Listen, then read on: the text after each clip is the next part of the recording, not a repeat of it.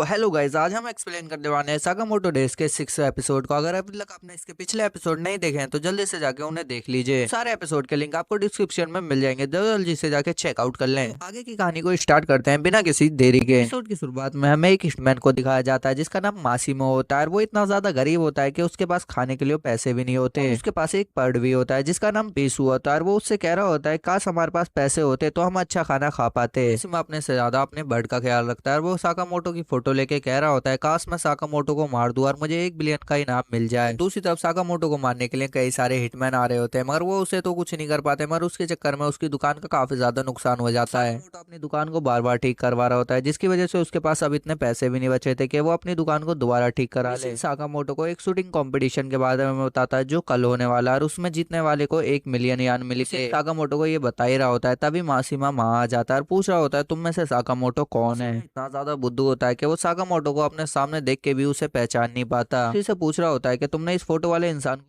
देखा है। साकामोटो मासीमा से कहता है मैं तो यहाँ काम करता हूँ। साकामोटो तो हमारी किसी और ब्रांच में मिलेगा क्योंकि हमारी इस दुकान के अलावा कई सारी ब्रांच और भी हैं। मासीमा साकामोटो से कहता है कि बाहर एक लेडी खड़ी थी यार, मैंने उन्होंने पूछा था साकामोटो कहाँ मिलेगा तो उन्होंने मेरे को दुकान के अंदर जाने के लिए कहा था। और वो ये कहते कि साथ ही रोने लग जाता। फिर सिन मासीमा का दिमाग पढ़ने लग जाता जो देख के तो सिन भी हैरान हो जाता है क्योंकि मासीमा तो सिर्फ खाने के बारे में ही सोचा होता है। और सिन कह रहा होता है इसका दिमाग पढ़ना तो बेफालतू की चीज है। मासीमा कहता है कि मैंने एक बूढ़ी लेडी से भी पूछा था, वो कह रही थी साकामोटो मुझे इसी शॉप के अंदर मिलेगा। कहने के बाद वो फिर से अजीब अजीब सी चीजें सोचने लग जाता है। दिन से कुछ खाया भी नहीं था जिसकी वजह से उसके पेट में से आवाज आने लग जाती है जिस आवाज को सिन और लू भी सुन लेते हैं। फिर मासीमा उन्हें मासूम आंखों से देखता है कि वो ताकि उसे कुछ खाने के लिए दे दे। वो दोनों उस पर कुछ नहीं कहते। तभी मासीमा वहां से बाहर जाने लग जाता है। मासीमा बाहर जाने के बाद भी उन्हें उम्मीद भरी निगाहों से देख रहा होता है ताकि वो उसे कुछ खाने के लिए दे दे। तभी साकामोटो उसे कुछ खाने के लिए दे देता है जिसमें मासीमा खुश होते हुए वहां से चला जाता है। और फिर हमें दिखाया जाता है मासीमा एक टेंट में रहता है।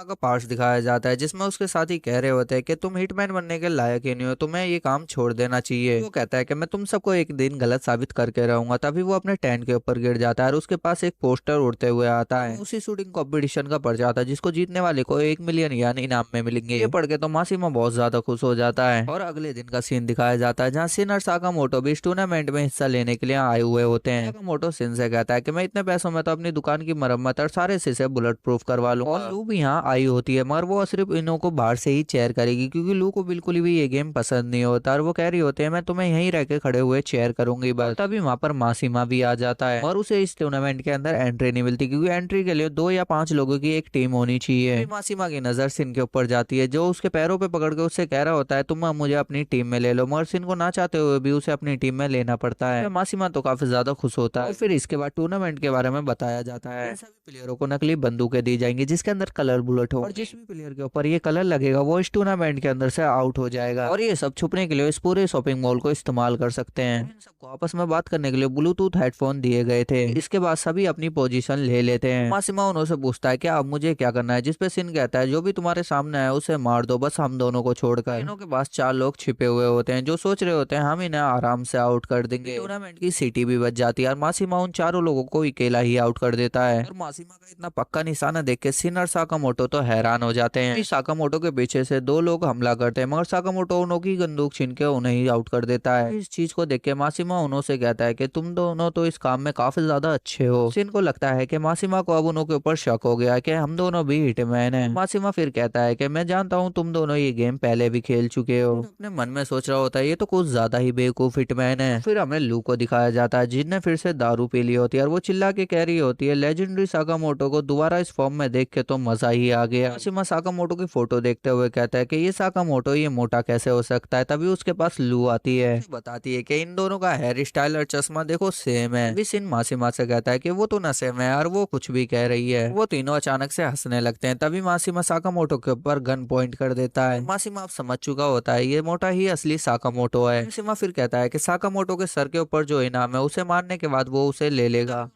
कुछ लोग कलर ब्लड से हमला कर देते हैं और वो उनसे बचने के लिए इधर उधर चले जाते हैं। फिर मासीमा सीटी बजा के पीसूको को बुलाता है जो उसके पास उसकी असली स्नाइपर लेके आता है। मासीमा साकामोटो के ऊपर निशाना लगा के गोली चला देता है। साकामोटो किसी तरीके से अपना हाथ आगे लाके उस गोली से बचता है। साकामोटो और सिन को भी समझ में आ जाती है मासीमा का निशाना काफी ज्यादा पक्का है। मासीमा उन्हों के ऊपर छुप के अटैक करने लग जाता है। कह रहा होता है कि वो कितना ज्यादा लकी है कि उसका टारगेट उसके पास खुद चल के आ गया और पीसूके उसे देख रही होती है रोते हुए। पीसूके सोच रहा होता है कि मासीमा साकामोटो को सच में मारना नहीं चाहता, वो तो बस अपनी गरीबी दूर करने के लिए ऐसा कर रहा है। और दूसरी तरफ सिन और साकामोटो छुपे हुए होते हैं और उन्हें समझ नहीं आ रहा होता कि मासीमा उन्हों के ऊपर कहां से हमला करेगा। वो सोचते हैं कि उन्हें बिना मासीमा की नजरों में आए हुए उसे ढूंढना होगा। पीसूके साकामोटो को मासीमा की लोकेशन बार बार बता रही होती है। साकामोटो के ऊपर फिर से एक और गोली चलाता है। साकामोटो देखता है कि ये गोली उसे एक सिरे से टकराने के बाद जाके लगी थी और मासीमा को यकीन नहीं हो रहा होता कि वो साकामोटो फिर से उसकी गोली से बच गया। साकामोटो भी समझ जाता है मासीमा जो है वो कोई नॉर्मल बुलेट का इस्तेमाल नहीं कर रहा। साकामोटो अपने मन में सोचता है कि इन गोलियों को इस तरह से डिजाइन करा गया है कि ये टकराने के बाद सीधा अपने निशाने पे जाके लगे। सुन के मासीमा ब्लूटूथ से उन्हें बताता है कि ये तुमने बिल्कुल सही सोचा, ये बुलेट जो है ये 3 बार टकराने के बाद सीधा अपने निशाने पे जाके लगती है। गोलियों को चलाने का सबसे ज्यादा फायदा यह है किसी को पता नहीं लगता ये किसने कहां से चलाई है। सिन मासीमा से पूछता है हम तो तुम्हारे दोस्त थे ना, अब तुम हमें ही मारना चाहते हो। सुन के मासीमा कहता है हम सब हिटमैन है यार, हमारी गोलियों के लिए कोई दोस्त नहीं होता। और वो ये बोलने के बाद उनके ऊपर बार बार फायरिंग करने लग जाता है। साकामोटो और सिन उसकी गोली से बाल बाल बच रहे होते हैं और वो इधर उधर उस गोलियों को डॉच कर रहे होते हैं।